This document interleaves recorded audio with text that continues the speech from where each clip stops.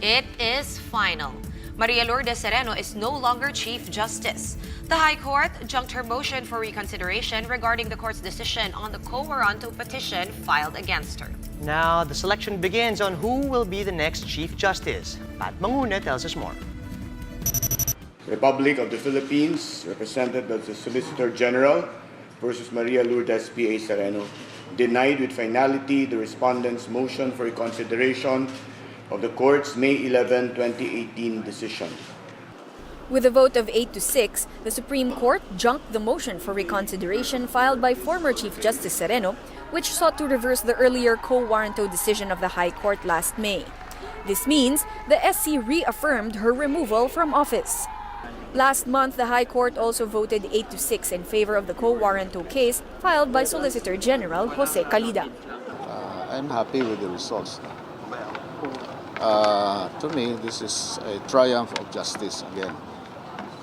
The Supreme Court ruled in our favor to uphold the majesty of the law, that no one can be above the law, even if you are Chief Justice. With the SC decision, the impeachment complaint in Congress against Sereno has now been rendered moot and academic. With this decision, the Judicial and Bar Council has also started the 90-day period for them to recommend a replacement for the vacant Chief Justice post. JBC ex-officio member Reynaldo Umali, who also chairs the House Committee on Justice handling the impeachment case, says the next Chief Justice should be in keeping with tradition. So, dapat lang na maging stricto tayo doon, especially for positions like the Supreme Court where and the judiciary in particular. No? I hope the President will do the right thing in terms of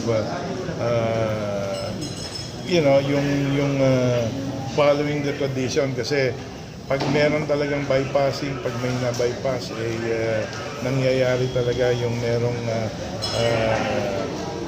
conflicts within a certain organization.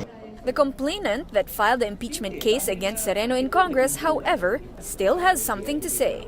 Criminal case against Attorney Sereno for non-filing of SALN. For 17 counts of non-filing of SALN when she was still teaching in UP. Wala na magiging immunity from suit. So, ngayon, pwede na umandar yung kaso. Malacanang said they now wish Sereno all the best as a private citizen. Alam ko po, alam ng palasyo na maraming tututol o hindi sumasang-ayon sa desisyon, pero sa ating sistema po ng demokrasya, ang Korte Suprema po ang pinal na arbiter, no, sa lahat ng kontrobersiyang legal. So, like it or hate it, we have to succumb to the decision of the Supreme Court.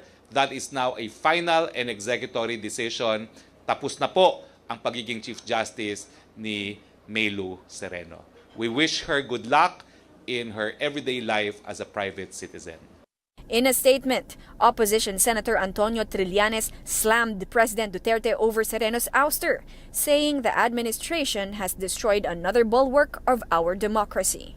For News 5, Patricia Mangune, we are One News. The ousted Chief Justice believes that her removal from office violates the Constitution.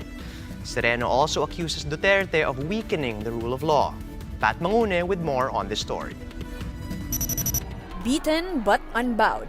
This was how Maria Lourdes Sereno appeared after the Supreme Court quashed her motion for reconsideration and reaffirmed its earlier ruling ousting her as Chief Justice.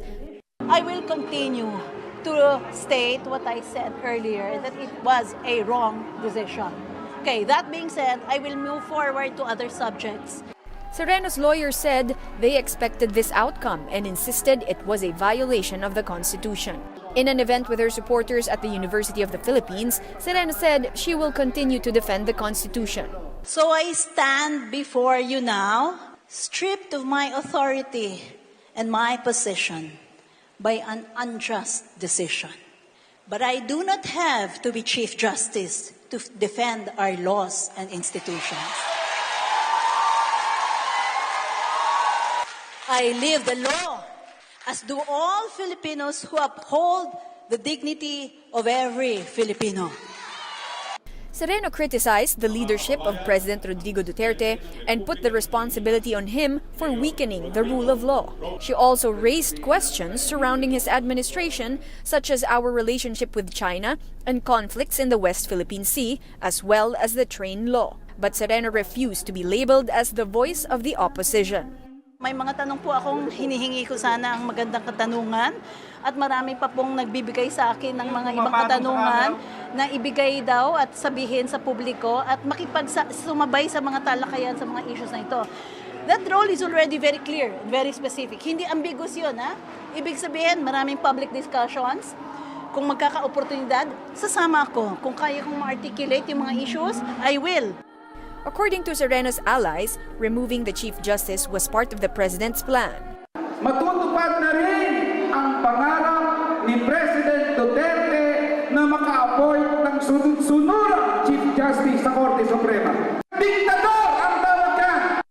For News 5, Patricia Mangune. We are One News.